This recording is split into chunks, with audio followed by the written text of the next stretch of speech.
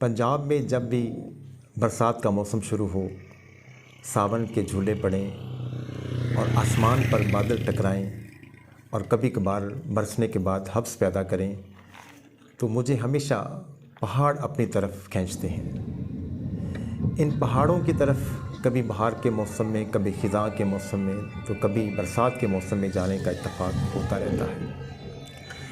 इस दफ़ा सावन क्या शुरू हुआ कि दिल मचला कि किसी ऐसी वैली का इंतखाब किया जाए जिसको पहले नहीं देखा। लिपा वैली के बारे में बहुत अरसे से सुन रखा था।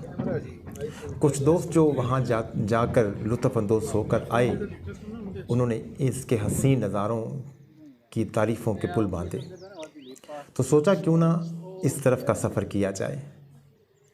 गुज़श्ता दिनों अपने दोस्तों आसम, इफ्तिखार और असगर चिश्ती, जो हमारे कोलीग रहे हैं, प्रोफेसर्स कॉलेजेस के हैं, उनके साथ रखते सफ़र बांधा। 7 घंटे की मुसाफत के बाद मुज़फ़्फ़राबाद पहुँचे। रास्ते में 2-3 जगहों पर ठहराव हुआ और गलियात का कुछ नज़ारा भी किया। फिर मुज़फ़्फ़राबाद से आगे हटियाँ बाला की तरफ गए, गढ़ी दुपट्टा को क्रॉस करते हुए। तो हटियाँ बाला से बाज़ार से गुज़रकर सिर्फ़ चंद किलोमीटर की मुसाफत के बाद, हार्डली कोई 10 मिनट का सफ़र किया होगा, कि एक सड़क वहाँ से सीधा चकोठी की तरफ जाती है और एक सड़क लीपा की तरफ जाने के लिए बाईं तरफ मुड़ती है। बाईं तरफ जो सड़क मुड़ती है, उस तरफ जब हम मुड़े तो सच्ची बात है कि नज़ारे मुख्तलिफ़ तरह के नज़र आना शुरू हो गए। हरियाली तो कश्मीर पूरे में नज़र आती है, लेकिन इस इलाके जिसका आगाज़ हटियाँ बाला से थोड़ा सा आगे जाकर बाएं तरफ मुड़ने वाली सड़क पर जाकर हुआ, तो वहाँ जाकर हम देखते हैं कि थोड़ा सा रास्ता कदरे तंग होता हुआ नज़र आता है। कभी बाएं तरफ और कभी दाएं तरफ दूर दराज हत्ता हद्दे नज़र आपको पहाड़ों पर चिमटे हुए मकान नज़र आएंगे और उनके दामन में आपको छोटे छोटे खेत नज़र आएंगे। कहीं कहीं चरागाहें नज़र आएंगी, कहीं कहीं चरती हुई बकरियां, भेड़ बकरियां और गायें नज़र आएंगी। उनको चराने वाले जो बकरवाल जिसको वहाँ कहा जाता है, वो आपको नज़र आएंगे। तो सरसब्ज़ व शादाब इस वादी का आगाज़ यहाँ से होता है। लीपा जाने के लिए यही रास्ता है। थोड़ा सा आगे जाकर ये 2 रास्तों में तब्दील हो जाता है। मुज़फ़्फ़राबाद से लीपा तक का सफ़र 100 किलोमीटर पर मुहित है, लेकिन हम इसको रास्ते में रुक रुक कर करते चले गए। हमारा जो पहला पड़ाव है वो दाऊ खान रेस्ट हाउस में हुआ, जो टूरिज़म का रेस्ट हाउस है, जो बहुत ही खूबसूरत है और 8100 फुट की बुलंदी पर वो है। इस तक पहुँचते पहुँचते जिन नज़ारों और जिन देहातों से हमारा गुज़र हुआ, वो कश्मीरी तर्ज़ तामीर का बेहतरीन नमूना हमें नज़र आते हैं। एक बड़ा जो गांव था वो रेशिया था। रेशिया में अच्छा खासा हमें बाज़ार नज़र आता है, वहाँ रौनक नज़र आती है, वहाँ की ज़िंदगी की चहल पहल नज़र आती है। वरना बाकी 2-3 जो देहात गुज़रे वो छोटे आप कह लें सतह के वो जो हैं वो गांव हैं। तो इस तरह से जब हम यहाँ से गुज़रे रेशिया से, तो रेशिया से गुज़र कर फिर आगे, बल्कि इससे पहले हम देखते हैं लमनिया का भी एक छोटा सा गांव आता है। तो ये उस इलाके का मशहूर गांव है, रेशिया और लमनिया। सिंगल सड़क है, एहतियात की ज़रूरत होती है यहाँ सफ़र करने में। और यकीनन हमने जो असगर चिश्ती साहब हमारी ड्राइविंग सीट पर बैठे थे, बड़े मोहतात तरीके से ड्राइविंग किया उन्होंने की और हमें आगे ले जाने में कामयाब हुए। रेशिया से हम देखते हैं कि 2 रास्ते निकलते हैं लीपा जाने के लिए। एक रास्ता सीधा जा रहा था और एक बाएं तरफ दाऊ खान की तरफ मुड़ रहा था। जो हमारी मालूमात थी उसके मुताबिक हमने बाएं तरफ दाऊ खान वाले रास्ते को अपनाया, क्योंकि ये सड़क आगे नई बनी थी। तो दाऊ खान जब करीब हुआ और थोड़ी सी यकदम बुलंदी पे आकर उसके लान में जाकर रेस्ट हाउस के लान में गाड़ी रोकी तो यकीन करें कि 10 घंटे की मुसाफत की सारी थकन जाती रही। रास्तों के नज़ारों का हुस्न वो अपनी जगह पर था, लेकिन इसके लान में अभी हमने अपने कमरों में जाकर आराम का वक्त नहीं लिया। हमें तो जाने का दिल ही नहीं किया। हमने तो उसके लान में जाते ही कुर्सियाँ बिछवा ली और हमारे सामने एक फ़ौजी इलाका था जहाँ एक तोप भी बहुत बड़ी पड़ी थी। तो वहाँ उस तरफ जब देखा, दाएं देखा, बाएं देखा, तो ताहद्दे नज़र जो नज़ारे हमें नज़र आए कि दूर पहाड़ों पर चिपटे हुए बादल सफ़ेद दूधिया रंग के, कभी नीचे आते हुए कभी ऊपर जाते हुए, तो वह धुंध का सा मंजर नज़र आ रहा था। तो इतने हसीन नज़ारों के अंदर घिरा हुआ ये रेस्ट हाउस, यहाँ के लान में बैठकर हमने कुछ वक्त गुजारा, फिर कमरों में जाकर कुछ वक्त आराम किया और फिर खाने का आर्डर देकर फिर वापस वहाँ लौट आए। फिर लान के अंदर बैठकर चाय पी और शाम तक हम यहाँ बैठे रहे, उस वक्त तक जब कि आसमान से ठंडक यहाँ से हमारे जिस्म को ज़्यादा छूने नहीं लगी थी और जब तक वहाँ के नज़ारों को अंधेरे ने छुपा नहीं लिया था तब तक हम उसके लान में बैठे रहे। और फिर उसके बाद ज़ाहिर है कि हर तरफ खामोशी का राज था, सुकून का राज था। हम भी अपने कमरों में लौट आए और पहली रात हमने यहाँ गुजार दी।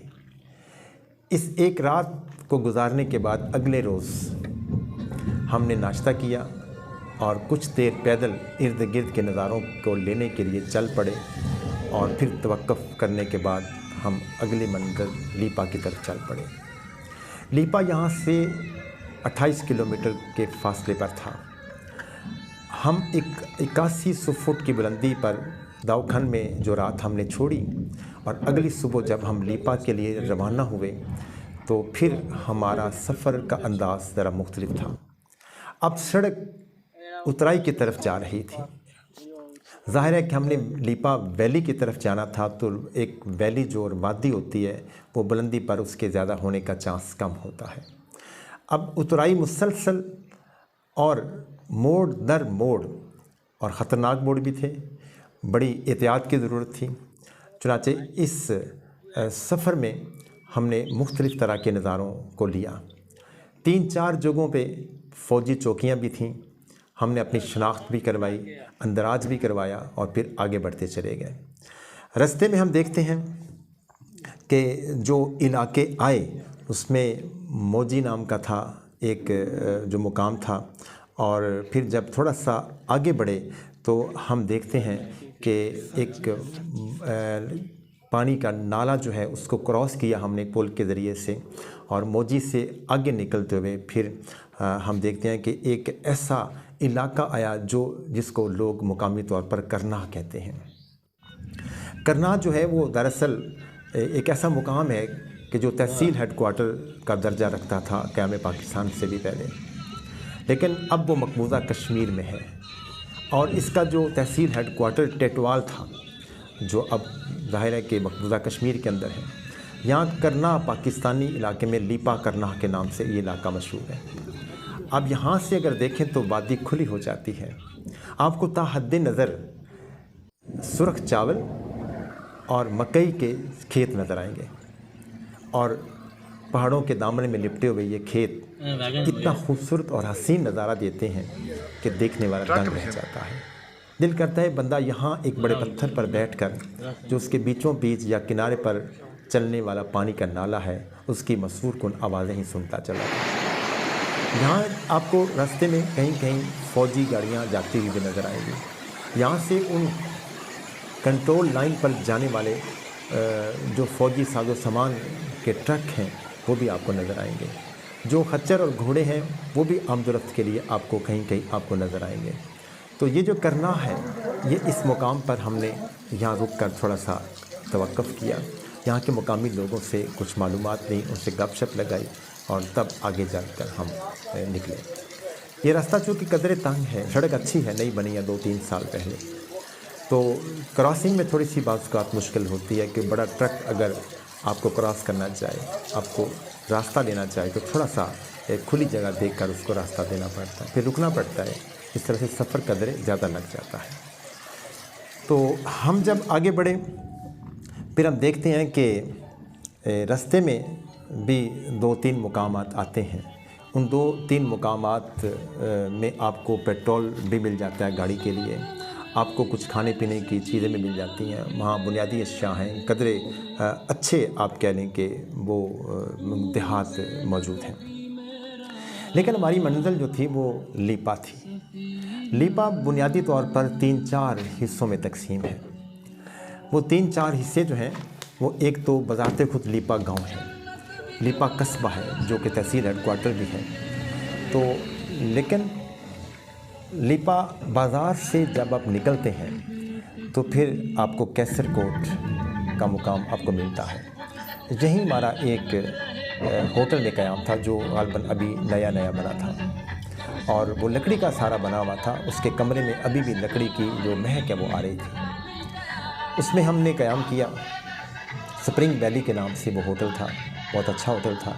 उसके करीब से पानी का नाला भी बह रहा था, साफ़ शफाफ पानी ऊपर से आ रहा था। उसके शोर ने हमें यकीनन लुत्फ़अंदोज़ किया, उसने हमें तंग नहीं किया। यहाँ से जब हम आगे बढ़े तो फिर हम देखते हैं कि 4 ऐसे गांव या इलाके में नज़र आए जो लीपा वैली का हिस्सा है। इस पूरे इलाके का झूमर है, इस पूरी वादी के हसीन तरीन नज़ारों का वो मरकज़ है। उन देहातों में, उन मुकामात में नोकोट का मुकाम है। नोकोट ऐसी जगह है कि जहाँ का हर घर, हर दुकान आपको लकड़ी का बना हुआ नज़र आएगा। वहाँ के एक सरकर्दा शख्स का घर 12 मंजिल पर 6-7 मंजिल पर आपको नज़र आएगा। दूर से ही आपको वो अपनी तरफ अट्रैक्ट करता है। यहाँ बारिश हो तो आपको लकड़ी की महक आती है। अखरोट के दरख्त की भरमार नज़र आएगी। अखरोट के दरख्तों में घिरा हुआ ये नोकोट, इसके करीब ही आगे बॉर्डर शुरू हो जाता है, आगे जो कंट्रोल लाइन का इलाका शुरू हो जाता है। ऊपर इसके आपको नज़र आए तो चौकियाँ इंडिया की तरफ से नज़र आएंगी। अभी तो वहाँ खामोशी है, लोग सुकून से हैं, लेकिन इन पहाड़ी और कंट्रोल लाइन के करीब देहातों में ज़िंदगी बड़ी अजीरन भी हो जाती है। जब उधर से फायरिंग होती है फिर इधर से भी होती है, तो ये लोग बंकर जो वहाँ के बने हुए हैं, कुछ लोगों ने अपने बंकर बनाए हुए हैं, कुछ सरकारी तौर पर फ़ौज ने बना कर दिए हैं, तो लोगों को फिर महफूज मुकामात पर मुंतकिल किया जाता है। तो यहाँ के लोगों की ज़िंदगी खूबसूरत भी है, फितरत के करीब भी है, लेकिन जान जोखों पे भी आ जाती है जब दोनों तरफ से इस तरह के माहौल की तरफ जाना पड़ता है मजबूरी के तौर पर। तो नोकोट से पहले कैसरकोट आता है जब आप लीपा के बाज़ार से निकलते हैं। तो हमारा जो गेस्ट हाउस था, होटल था, वो भी कैसरकोट के पास था। फिर आगे नोकोट, जैसे मैंने आपको बताया, वहाँ स्कूल और मस्जिद के अलावा हर आपको इमारत, मकान, दुकान वो जो है वो आपको नज़र आएगी लकड़ी की बनी हुई।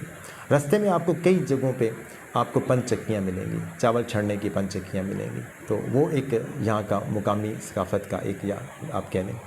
इसके बाद आप देखते हैं कि हम जो है वो चनिया जो है वो गांव वो आपको नज़र आएगा। तो उसमें चनिया गांव में एक बड़ा खूबसूरत नाला वहाँ से बहता हुआ पहाड़ों की तरफ से आता है, ज़मीन पर लेट कर आता है, लेकिन उसका शोर बड़ा मशहूर कुन है।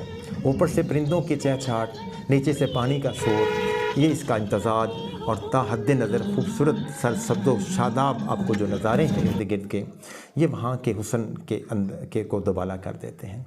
यहाँ जो नाला काजी नाग है वो बह रहा है, जिसकी आवाज़ का मैंने आपसे ज़िक्र किया। तो इसके अलावा हम देखते हैं कि मुंडा कली और कली मंडल, ये भी इस इलाके के खूबसूरत मुकामात और गांव हैं। ये इन तमाम इलाकों पर मुश्तमिल हम देखते हैं कि पूरी लीपा वैली है जो घने जंगलात, मैदान और खेतों के ऊपर मुश्तमिल है। सुर्ख चावल की जगह जगह फसलें, सेब और अखरोट के जहाँ बजा जो फैले हुए दरख्त हैं, ये इस इलाके का हुस्न है। तो हम देखते हैं कि आगे चले जाएं तो एक जो बैनुल-अक़वामी शोहरत का हामिल मज़ार है तरेडा शरीफ हज़रत साईं मिठा बाबा सरकार के नाम से जो हैं, लोग वहाँ जाते हैं। 8-8 10 दिन तक का जो वहाँ उर्स लगता है, और जब सकूत और सुकून हो हर तरफ तो फिर लोग पैदल वहाँ सफ़र करके पहुँचते हैं, तो वहाँ अपनी मन्नतें मानते हैं। तो इस तरह हम देखते हैं कि लीपा वैली का सफ़र हमारे लिए एक इंतहाई खुशगवार खूबसूरत तजुर्बा रहा। और कश्मीर का अब तक हमने जितना भी सफ़र किए, जितने मुकामात देखे, उनमें हसीन तरीन नज़ारों में से एक लीपा वैली का हुस्न हमें नज़र आया।